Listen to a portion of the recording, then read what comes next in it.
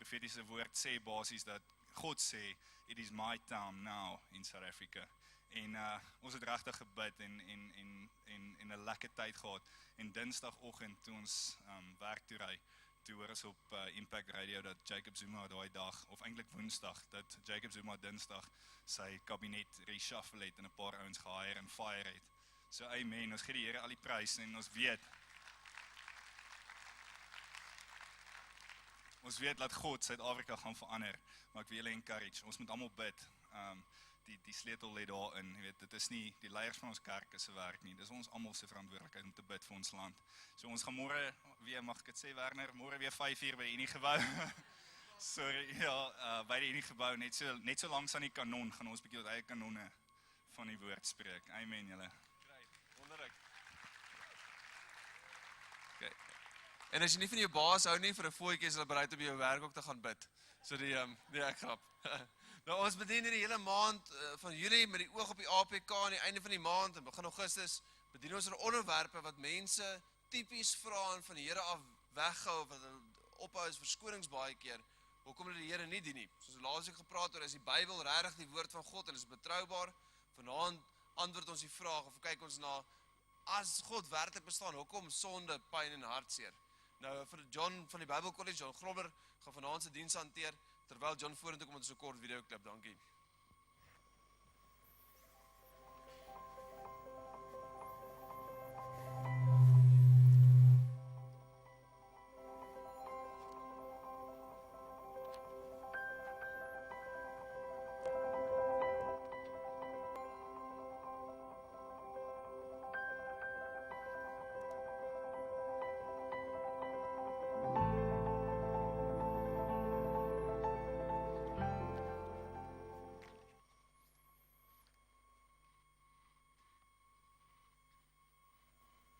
Is that video clip? Good. Ek is jammer, ek gaan nie om verskoning vra vir die Engels nie, want ek gaan in Engels praat, jammer. Well, there I apologize, I'm sorry. Kom ons bid. Father, thank you so much for your love. Lord, as we even turn our hearts to looking at pain, Lord, at life and the agony that we encounter, Lord, we would ask that you would speak to our hearts and to our minds. You being the one that sees and knows all things clearly for what they are. You are the one to whom we appeal. That, Lord, you hear, you see. Lord, in some way, would you answer the cries of the hearts of people tonight? In Jesus' name, amen. Well, Werner asked me to speak about the question of suffering and pain. And what I'm going to say in terms of standing and speaking about pain and suffering tonight, I am not speaking as a philosopher because I don't think I have necessarily got the genius to be a smart philosopher. I wouldn't want to say that I'm speaking to you as a theologian because, again, I don't think that I have such a firm grasp on the depth and the breadth of theology as would be required to possibly even address this subject. But I would want to say that I start speaking to you as an 11-year-old boy that found myself one night in this world crying because of pain. And as I was lying on my bed and sobbing and weeping, the cry that went up from my heart was, why does it hurt? Why do I experience such pain? You know, and when people ask this question, why, we are looking for a reason or a purpose to explain why I am going through. Is there a reason for my experiences in life? You know, and this whole question of suffering and hardship and difficulty, if there is a question that underlies it, it is always why. Why is it there? And I tell you, to live life in this world, we have all in some way experienced the cry of the heart where there is such a thing called pain, a discomfort. For some it is more intense than others. You know, and there can be people that have got broken bodies and they experience the reality of evil in a broken body. But there are others who've got a body which, when you look at the body outwardly, you would think, my goodness, that person has got everything in this life. Life must be so good. But if you have to take a moment and sit down and listen to them, you'll hear there's a cry in the heart that says, why? You know, and right there is something that we have to realize. Now, the moment we begin to ask this question, why does it hurt? Why is there pain? Why is there suffering? We have to understand that we're assuming a lot of things. We already believe certain things about life which we don't even know we believe. We have what we call a worldview. You know, and right here, tonight I'm going to be speaking quickly because there's a lot to be said. Unfortunately, I'm not a very visual person, so I'm sorry there's no slides except that one. But when we look at worldview, James Sire in his book, Naming the Elephant, Worldview as a Concept, defines worldview as the following. A worldview is a set of suppositions or preconceived ideas that we hold.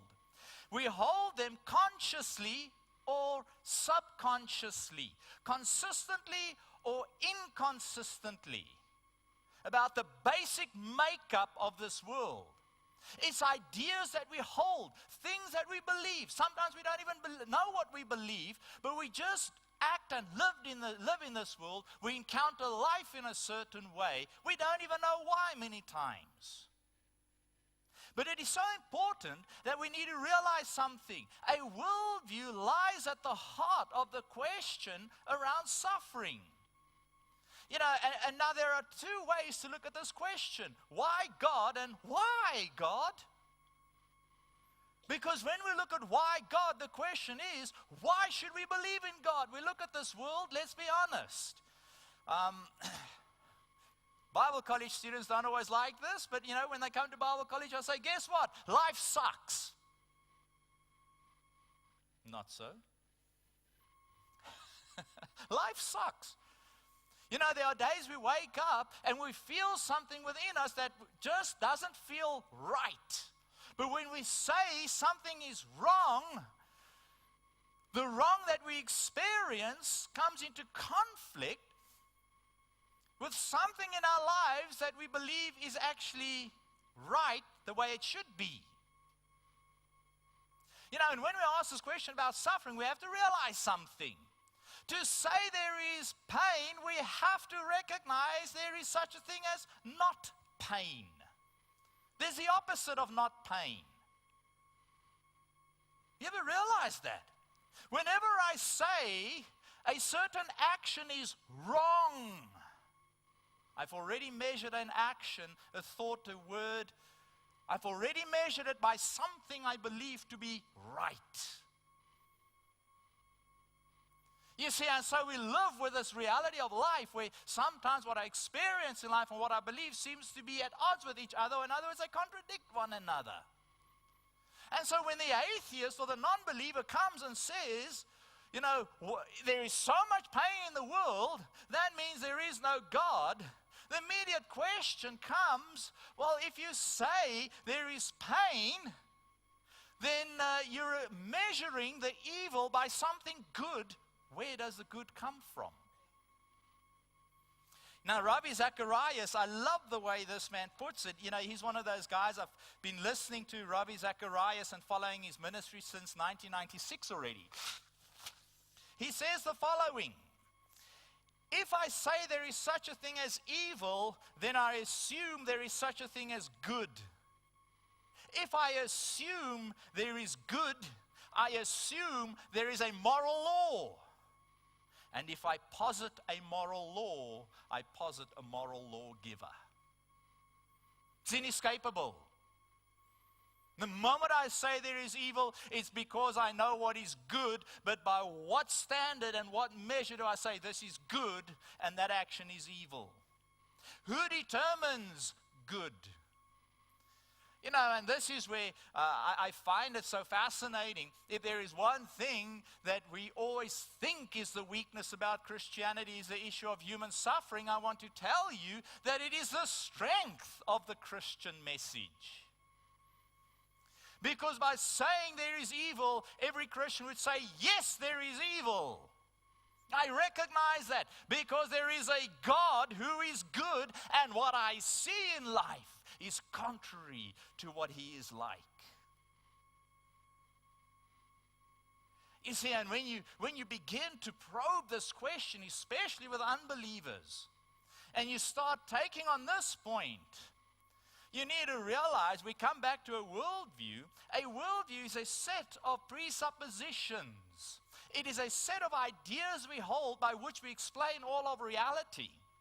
Now, when I have in a worldview, there are four components. If you break it down, it comes down to four primary questions that must be asked and answered about reality. The first one is origins, the question of origins. Where does everything come from? What is a human being? Explain the nature of this world around us. The second question is the question of morality. What is right and what is wrong? Who determines it? How do I come to know what is right and wrong? The third question is the question of meaning. What's the purpose of everything? Does everything exist for a reason, and to what end, to what goal is it moving? And then lastly, the question of destiny. Is there such a thing as that which is eternal? Is there life beyond death? What happens to a person at death? Every worldview, every philosophy, every religion must answer those four questions. They have to answer those questions. And every individual person has already answered that question knowingly or unknowingly. We already believe something around that. To live life means that we have to meander our way through this world. We have to find a path that we are going to walk, by which we are going to explain and define everything that happens. Why do you want to get married? You have to, is marriage good, is marriage bad? Why do we long for that interaction of human companionship? When you then even look, and this is so fascinating when we look at the world, how do human beings come into this world through one man and one woman? But we don't like that it should be one man and one woman. We want two men and two women. So where and how are we going to find those other little creatures by which we are going to give roles and identities as parents? You see, we're living at odds with the world. But what are the answers to these questions?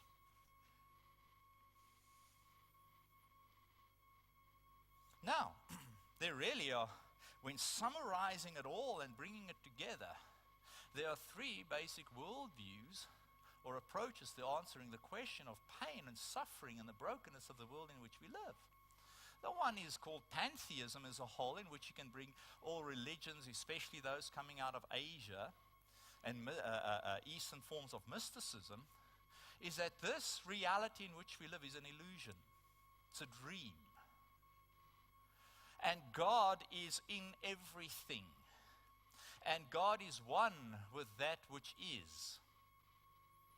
You know, and if you want to take it so far, you know, that even when I eat, you know, not that I like eating it, but if I eat a piece of broccoli, I'm eating a piece of God. You know, and so when a person begins to explore this Eastern religion and understanding of life, you know, what is evil? Well, how do we determine what is evil and what is good?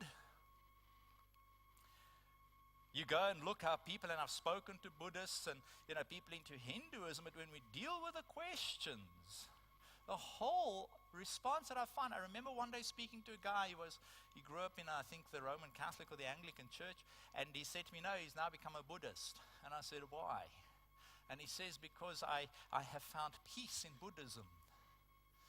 And my question is, so why do you find peace there? He says, because I look at the Christians, I look at the church, and I see how inconsistent they are with the message that they supposedly proclaim. Secondly, I look at the pain and suffering in this world, and I find that Buddhism alone can address the question. There is only one thing, that when a person actually begins to look into Buddhism, the complexity of it, the simplicity that I just draw out of it is the following. Buddhism seeks to deny the reality of pain, that pain is an illusion.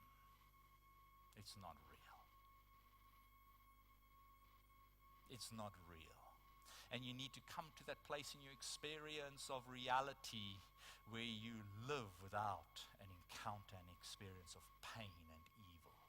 And when you go and you probe a little bit deeper, Buddhism really comes down to saying this, that the source of all evil is desire. You must kill desire within you, and thereby you cease to be I. You must destroy your individuality by which you say, I am, and I become a non-entity and a nothing. You know, as a teenager, in my 13, 14 years old, I tried that New Age philosophy. I could only keep it up for 6 months because the reality of pain came crashing through into my life that I couldn't ignore it. It was very real. You see, in pantheism, we try to say pain does not exist by so interpreting life and understanding life to say that nothing is wrong. There is no such thing as wrong. Well, if there's no such thing as wrong, there can be no such thing as right. You know, the laws of gravity are there. There are absolutes in this world in which we live, which we cannot ignore. We can turn a blind eye, but it does not go away. Now, when a person is going to engage with people around the issues of suffering, especially in this context then of this mystical approach where reality is an illusion, as Christians, we have to engage people in conversation. Because when I deal with the issue of suffering, it is not something that I just throw in people's face and give them answers without being there to listen to the cry of their heart. And to be moved by the agony that they are struggling with and encountering inside. The turmoil, the anguish, the despair. Many times people live in this world, their bodies are broken. What do they want? What do those whose bodies are sometimes broken, misformed in a way that they are in this world and everybody's glance always goes towards them, but we never say anything? Do we avoid them? You know, Buddhism and Eastern mysticism would say, what evil? What's wrong? You know, and then when you go on and we start denying that there is such a thing as evil, we start affirming that you have got no value and that human life has got no value.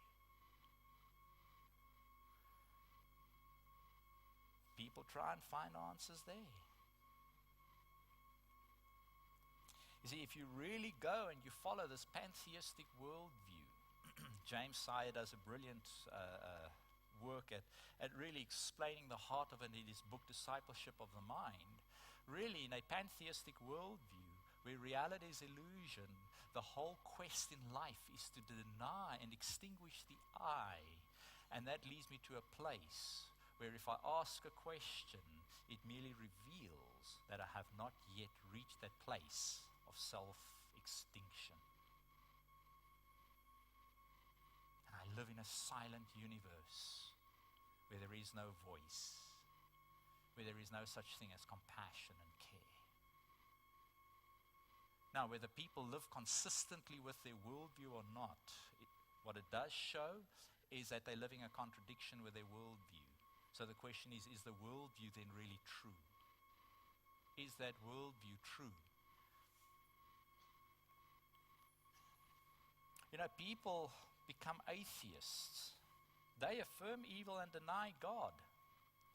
You know, and in the atheistic worldview, they admit that evil is real. You see, but in their acknowledgement of that which is evil is real, they deny that there is a personal being outside the universe, a being called God. But the question then comes again, by what do you measure everything as morally right and wrong? Some years ago, I was on a plane flying to America, and I asked the Lord to give me somebody that I can speak to. I happened to sit down next to a man. As it is, I start talking to him, so I ask him where he's coming from. He's from India, he's a geologist. Geologist. All right, now let's talk. So I said to him, wow, that's fascinating. So tell me a little bit. You obviously understand geology and the dating of materials and the earth and so on. Can you just explain to me a little bit about the dating of the earth and so on? And, he says, well, very complex, and, it gives me something here and there and such and such. And afterwards, I'm amazed. I say, wow, do you believe in God? He says, no, I'm a scientist. My wife's a Roman Catholic. He didn't answer the question. I didn't ask him what his occupation was. I asked him about his belief. Now, right there, I just want to deal with the question of science. Science is not an identity, it's a discipline. One of the biggest problems in the world of science today, even as you read philosophy and even what the scientific community has to say, is what is science? Give a definition to the word science, and nobody agrees on it. So when somebody says I'm a scientist, it's like, whoop-de-doo, you've really said nothing meaningful. You've thrown a word around. So the next question would be, well, what do you mean by saying you're a scientist? Because I tell you what, you've got some very smart men and women in this world that are scientists. Oh, by the way, they happen to believe in God. Being a scientist just identifies your occupation, nothing more than that. But anyway, as it is, so, we then start talking. I say, oh, you don't believe in God? No. I said, oh, okay. So, how do you decide on right and wrong? That was my first question. How do you know what's right and wrong? How do you determine morality? And the reason I say that is because I'm not smart enough to deal with the questions of origins. All right, so I just, I'll try this one, see where it goes. So it's so fascinating as we engage in this conversation. And he says to me, having flown out of India, a Hindu country, in which you see how human life is trivialized, how cheap it becomes, how horrible life can be. He says to me the following: right and wrong is determined by the consensus of a community. In other words, by a democratic process of election. That is how we determine right and wrong. So that means, therefore, that which is wrong is that which everybody just thinks is a good idea. That which is right is that which everybody thinks is a good idea. So in other words, if everybody just thinks it's a really good idea to enslave little girls and sell them into slavery, well, then there's nothing wrong with it. That is the consensus of the community.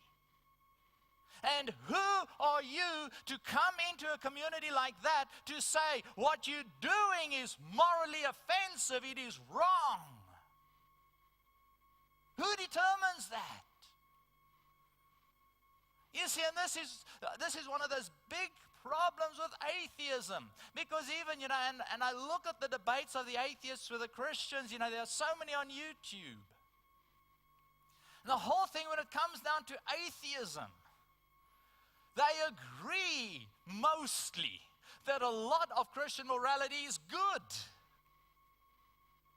But based on what? Based on what? You've got no reason to say it other than possibly a selfish motive that it's good for you. Or two, because it's just merely a good idea. But you know what? If ideas change, it might no longer be such a good idea. And it might actually be a good idea to become cruel. You see, and this is the struggle. When we are dealing with pain, pain is something that is very real. Listen to what C.S. Lewis says in his book, The Problem of Pain. He says, when I was an atheist, my argument against God was that the universe seems so cruel and unjust. But how had I got this idea of just and unjust? A man does not call a line crooked unless he has some idea of a straight line. You see, and really it is so, when you got to engage people in these conversations. Some years ago, this is many years ago, my wife's friend invited us over for a birthday celebration. You know, and we went there, and you know, they happened to find out that, Christian, and what are you doing? Well, you know, kind of working in the ministry and so on. Oh, man, and then these guys attacked me, and they attacked God. Man, they ripped everything to pieces. Everything that I said, they just ripped to shreds.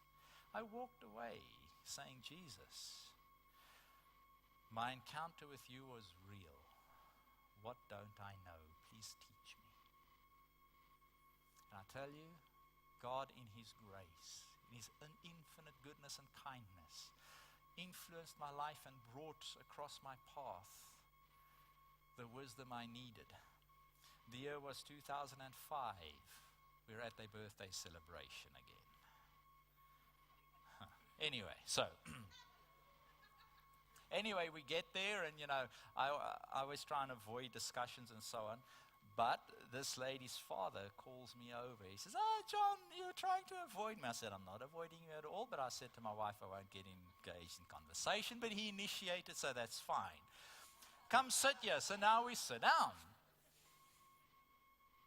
And he's the one that opens the conversation as an atheist now. Well, first of all, he said to me, the first time we met, he said, no, he's an agnostic. You know, and as agnostic means, he says, you know, he doesn't know if there is a God that is at all knowable. But now he's an atheist. So we sit down and he says to me the following. Well, we all know, right? Well, okay, we see where this is going. We're going to argue soon. We all know, he says, that the universe has evolved to its present state, to which I had to object and say, I'm sorry, I disagree with you. We don't all know that. There are a limited number of people that believe that, but I don't agree with that. You see, now, the moment a person starts probing around these issues, we find the following, that people, you know, sometimes we don't think through it, but neither do people that just pay lip service to something, but they've never investigated the truth for themselves. And he goes on, and so I said to him, you know, I disagree with that. And he says, why? I said, well, look, let's talk about it, because if you believe, then, for example, that the universe just moves forward by brute force, by there is no such thing as free will, because everything is a composition of chemical substances that have reacted in a certain way that produce within us even the sounds that come out of our mouths, you can say nothing meaningful. So let me then respond to you out of your frame of reference of how you understand the world. So he looks at me, he says, okay. He says, well, John, I said, sorry, did you say something meaningful? He says. So he continues now, and he goes on to say, well, you know, in life, when we look around us, I said, I'm sorry, you haven't said anything meaningful. Those are merely chemical reactions taking place in your brain which force sounds out of your mouth. But beyond that, you have got no such thing by which you can ascribe meaning or value to anything you've said. Okay, how are we going to continue with this conversation? He packs up laughing and thinks it's a joke. And then he says, there are no such things as absolutes. I said, well, really, is that an absolute statement? Ha, ha, ha, ha, is the response. And anyway, as we continue talking, he then says to me something. John, first of all, he said, well, there must be something more to life. To which I said, a moment ago you said there aren't any absolutes. Now you're saying there is an absolute. You're contradicting yourself. You don't know what you're talking about. And it is over these things that people don't think through what they are saying, that they are damning themselves. They cut themselves off from life itself. And so he says to me, I envy you because I wish I could find something to believe in as firmly as what you do. And then I said to him, why don't you take the Bible and start reading it? And at that point he burst into anger and he said the following. He said to me, I will never read the Bible. I will never go to the church. And right there was the nerve. He was carrying around pain and anguish inside of himself, which he did not know how to account for and how to explain and how to deal with it. To which I responded and I said to them the following. Now please hear me, I said to him. I am young enough to be your son. And so I don't think I'm the person that you necessarily want to pursue this conversation with. I said, but I assume, and tell me if I'm wrong, somewhere along your life, somebody did something to you, whether it was in the church or out of the church, a Christian or a non-Christian, and your heart is aching and there's a pain. And I went on to say, and that anguish of heart that you are carrying is clouding all of your judgment.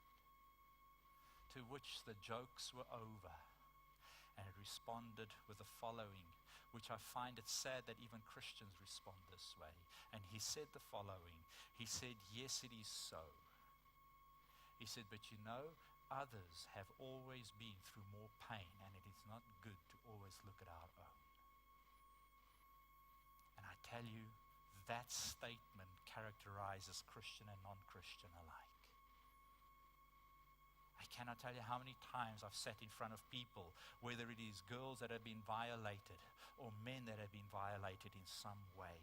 And I say to them, so what is the cry? What is the pain? What is the anguish? And they would all say, look, what I've been through, I know what I've been through, but others have been through worse. And if I have to tell you the stories of what people have been through, you'd say, my goodness, how can you say that? And that's precisely it.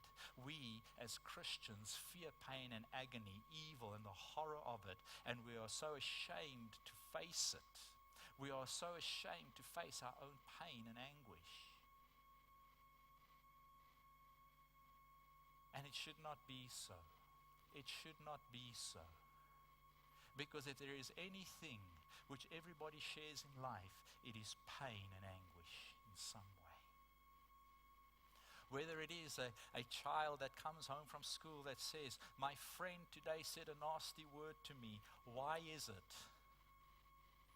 To whether it is a teenager that grows up and something horrible happens, a tragedy in the family, and they say, why is it?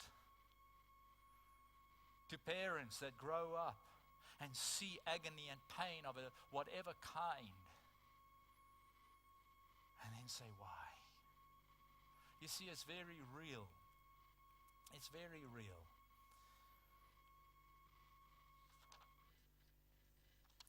You know, when we deal with pain, theism, a belief in God, affirms both God and evil. Evil is very real. G.K. Chesterton, and here I'm quoting, Ravi Zacharias quotes G.K. Chesterton on this. He says the following, my problem with life is not that it is rational, nor that it is irrational, but that it is almost rational. It is almost rational. You know, all the answers we give to life's struggles are almost rational, but it still leaves me hanging. And that hanging, I fear, is our own existential struggle, where we find the answers of the mind and the cries of the heart seem not to come together. He goes on to say the following, when belief in God becomes difficult, the tendency is to turn away from Him. But in heaven's name, to what? If I have some unanswered questions about God or pain, and I turn away from God, then to what? To deal with pain is simple until you yourself are in pain. You see, and pain is there to say there is pain, and to be actually say that there is evil in this world. That's why I believe in God. That's why He is there, because He is the ultimate source of goodness. He is the creator. Out of Him flows all things that came into existence, just not evil. Not evil. But He is the good by which I look at life and say, that is that which is good, but why am I in pain?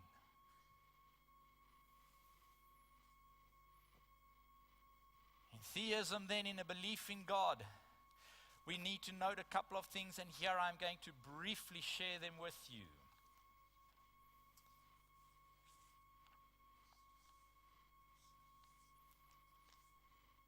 I get excited and then I lose the plot sometimes. When we then look at a worldview, when we understand and we give answers to the question of origins, meaning, morality, and destiny, there are three main worldviews that have got any credibility. That is Judaism, Islam, and Christianity. But then, how do we decide which worldview is true? And here again, I'm quoting Rabbi Zacharias.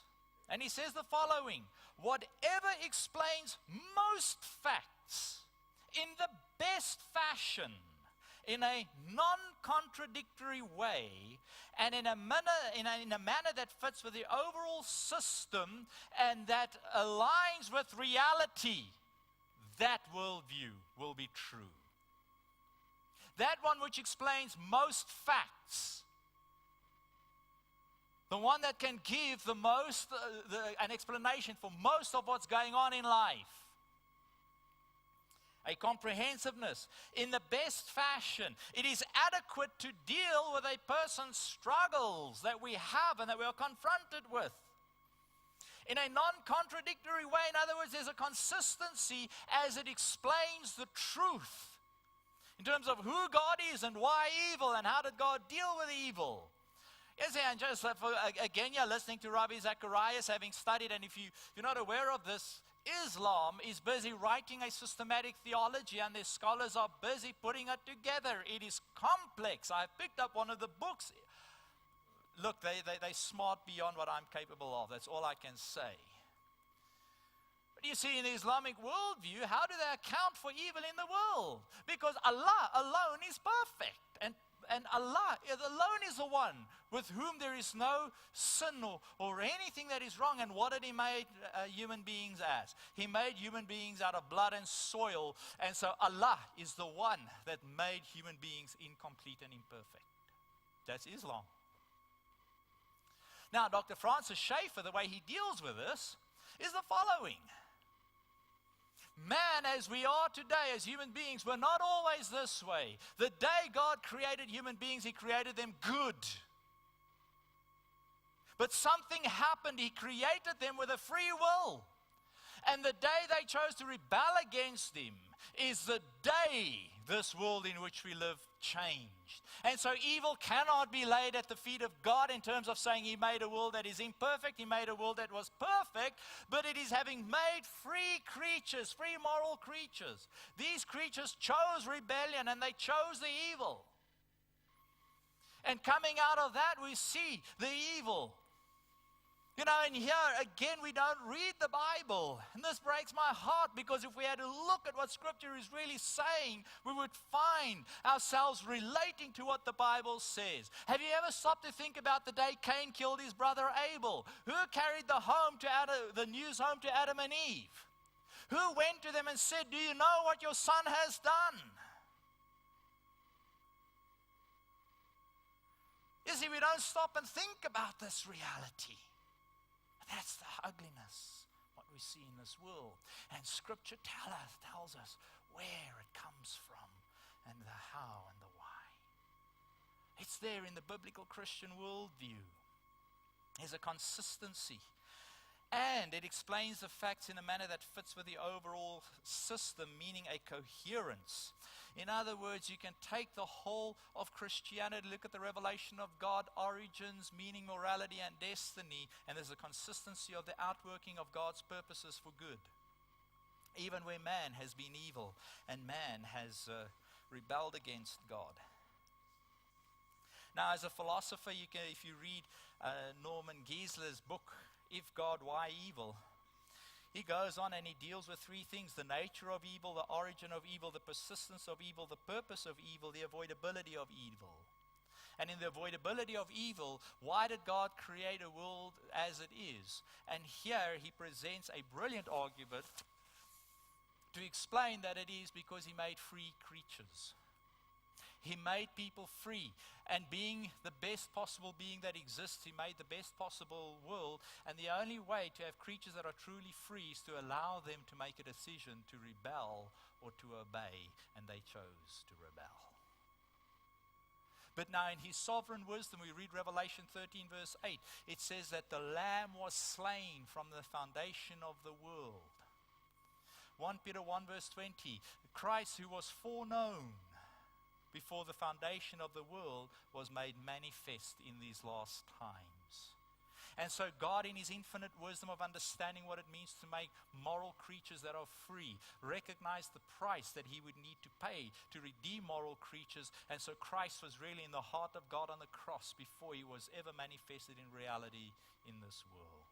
And that shows you the cost involved to the God of the Bible to have truly free creatures that will love him, because they see in him something worthy of adoration.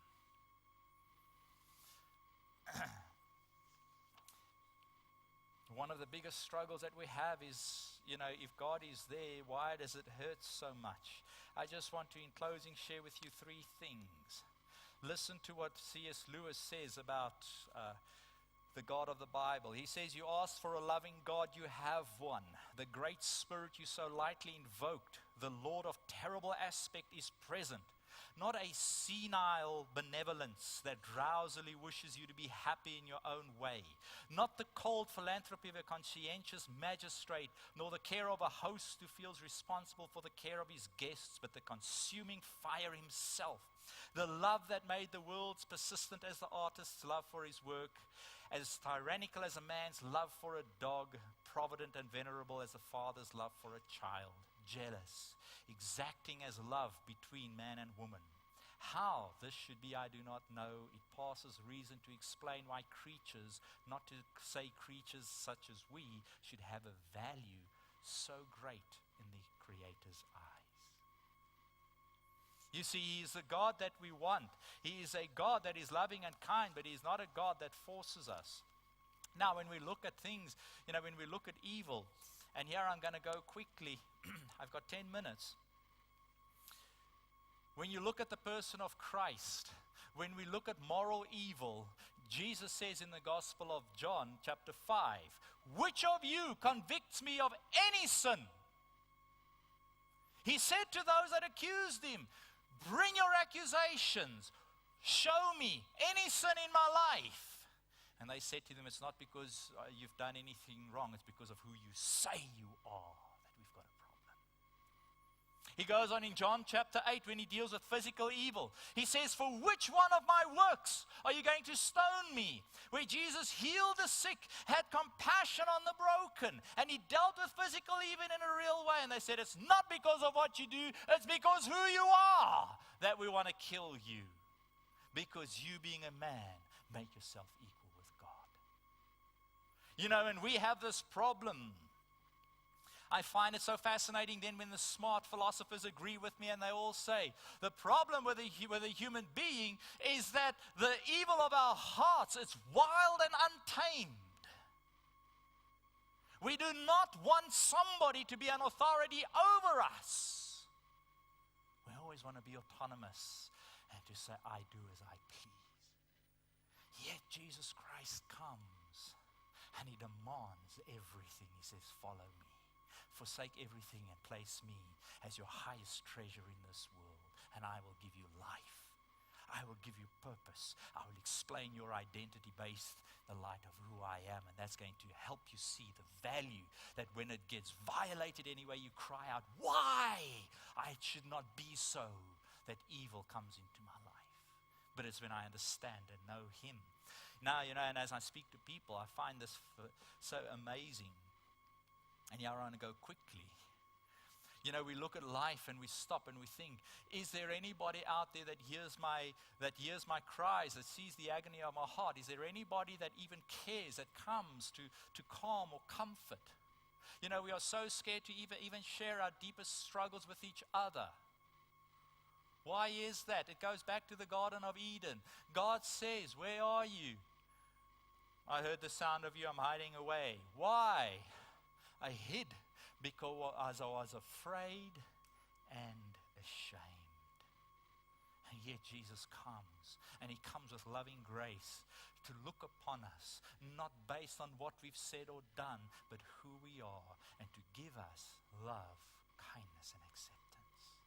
To come and forgive the offender, to come and bring a transformation of being, and to instill within us a hope that there is something greater to life than my merely day-to-day existence, but an eternal destiny in which every cry of my heart, having been heard, will be answered, and every pain removed, and there will be a restoration of all that which is beautiful.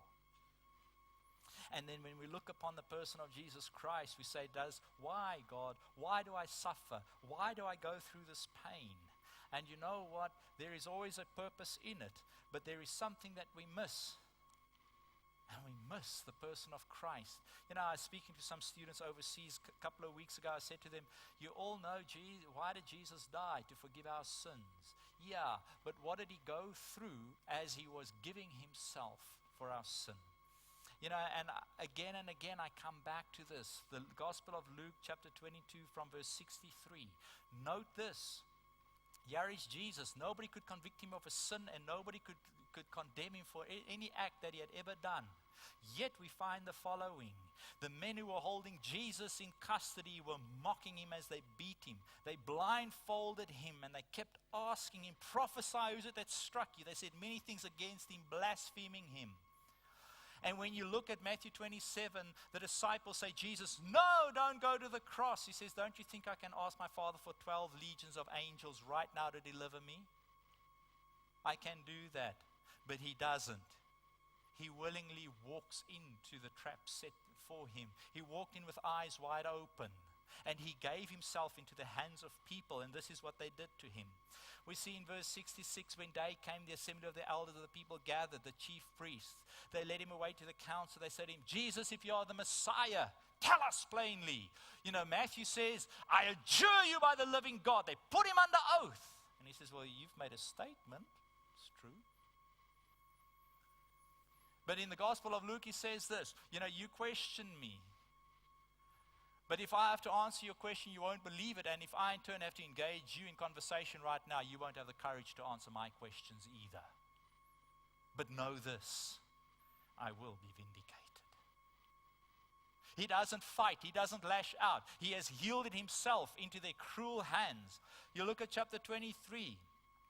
They brought Jesus before Pilate. They began to accuse him. You know, and listen to the accusations. We found this man threatening our power. He was misleading our nation, forbidding us to give tribute to Caesar, saying that he's Christ, a king. Yeah, false accusation. When you read the Gospel of Matthew and the Gospel of Mark, they say that they sought false testimony because they wanted to murder him. They could find nothing. Why does he not call on the angels? But he stands there, a solitary figure. He stands there, not defending himself. Because what is there to say when these false accusations arise? Pilate questions Jesus. You see, chapter 23 and verse 4, Pilate said to the chief priests and the crowds, I find no guilt in this man.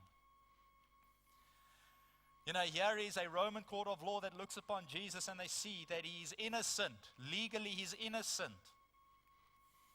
And then in verse 6, Pilate heard that Jesus is a Galilean. He sends him to Herod. And so in verse 9, Herod questioned Jesus at length, but Jesus didn't bother answering. And the chief priests and the scribes stood by vehemently accusing him. The soldiers, Herod's soldiers, treated him with contempt and mocked him. And what did he do? We see in verse 13, Pilate called the people. Verse 14, he said, you brought me this man as one misleading the people. After examining before you, I did not find him guilty. Neither did Herod. Nothing deserving death has been done by him. Who is this that's on trial here? It's the one, the Word, through whom all things came into existence that were made. He is the Word. In the beginning was the Word that was with God, that became human being. John 1:14. This is the one here standing, the agent of creation, the one who has power to say, peace and be still, the one who can raise the dead. He's standing here before his accusers. He is guiltless, nothing deserving death. 23:18, but they cried out together, away with this man. Verse 21, they kept shouting, crucify him. Verse 22, a third time Pilate said, what evil has he done? I found in him no guilt deserving death. And so their voices prevailed. And Pilate had him whipped. Verse 24, they gave him their demand, and he handed him over to be crucified. We see in verse 32, criminals were led away and put to death with him. They crucified him. And he says in verse 34, Father, forgive them, because they are ignorant of their actions. Not forgive them because they repented. Forgive them because of their ignorance. He doesn't say forgive them because they've asked for forgiveness. He says forgive them because they just don't understand. He did this. He walked into this willingly. We see in verse 36 the soldiers mocked him. In verse 39, one of the criminals who were hanged railed at him. But we see verse 41, the other criminal says, this man has done nothing wrong. We deserve our penalty, but this man, he hasn't. He's done nothing deserving death. We see in verse 47, after Jesus breathes his last, the centurion standing by the cross said, certainly this man was innocent. And everybody beheld the sight and the spectacle of a man where justice was trampled underfoot. And my question is, those of us that cry out for justice in the world, do we cry out for the justice that Christ should have received at the hands of merciless men? Are we so moved in our own hearts to say, how could you? Why did you? Where were his apostles? Where were his disciples? You see, when we say God understands our pain and our anguish, we see that he's got a better grasp of reality than what we think. What is so amazing, when you read chapter 24 of the Gospel of Luke, you see in verse 38, after Jesus appears in the midst of his disciples, he says, why are you troubled and why do doubts arise in your hearts? He says, see my hands and my feet. He says, see my hands. Do you see the scars? The difference between you and me is that in his resurrected body, he will carry the scars of the horrors of what happened to him for all eternity as a testimony of his love for us. You and I are going to have a transformation where every spot and wrinkle and every blemish on our being is once and all forever removed in the glory that is awaiting us. You see, and this is the reality of the gospel. When we say, why God? It is because he is there that we can condemn evil, to say evil is wrong, pain is real. And pain and evil is that which distorts what is good, brings in an aberration. But then we go to suffering. We say, why God? Why do we go through the pain we go through? But then we gaze upon the cross and we see one hanging there. And while he was hanging, he said, Father, forgive them. And after he was dishonored in life, he was buried in honor, and he was raised in victory. And he says, I've got the scars, which for you bring healing and hope and restoration. Vanner, I know time is up. Can I read one more thing? This is the Meditations by a man called John Tauler, who lived in the 1300s. And he gives meditations on the cross of Christ. He says this, listen to, oh, how perfectly thou hast gone out of thyself, O loving Jesus, how well thou hast prepared a place for thy heavenly Father in order that he may accomplish within thee his own most gracious work according to his will. How thou hast spared thyself in nothing.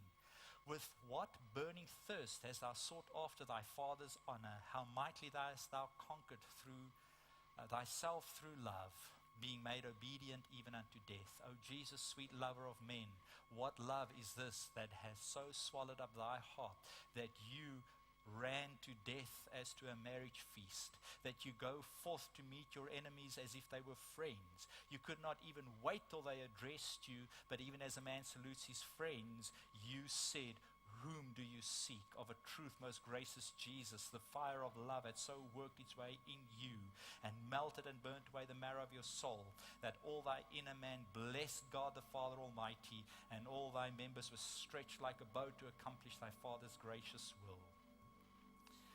Listen to this. O sweet Jesus, so continual was thy goodness, that thou didst show Judas all the kindness that you could, in order, if not possible, to soften his heart of stone. With kindly, friendly words you said to him, friend, why have you come? As if you would say, have I deserved this of you, O Judas? Did I sin against you in washing your feet, in bending my knees to you, in refreshing you with my body and blood? Friend, why have you come? Do you hold me of less value than 30 pieces of silver? Why have you turned away from me, who honored you by the title of apostle, who brought you up in delights and taught you with all loving care as my own son? Why have you forsaken me, the well of living water, and joined yourself to the servants of the devil? Why has your heart gone after avarice? And why have you left me the highest and eternal good, and sold me for a poor, wretched price? Although I have within me the hidden treasures of wisdom and knowledge, and I enrich and fill both heaven and earth. Friend, why have you come? Turn and look into your own self, I beg you. Go down a little into yourself. Come back to your own heart and see the depth to which thou hast fallen. Observe what thou hast done. Even now my grace is open to thee.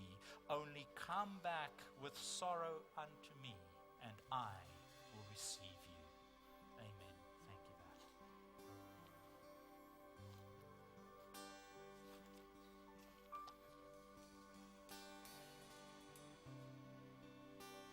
Let's dance a song.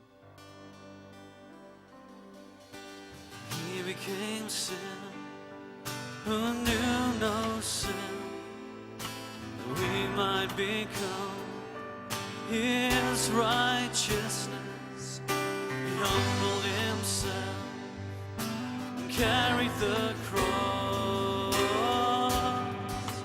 Love so amazing, love so amazing, and Jesus Messiah, name above all names, blessed Redeemer, Emmanuel, the rescue for sinners, the ransom from heaven. Oh, Jesus Messiah, oh, Lord of all.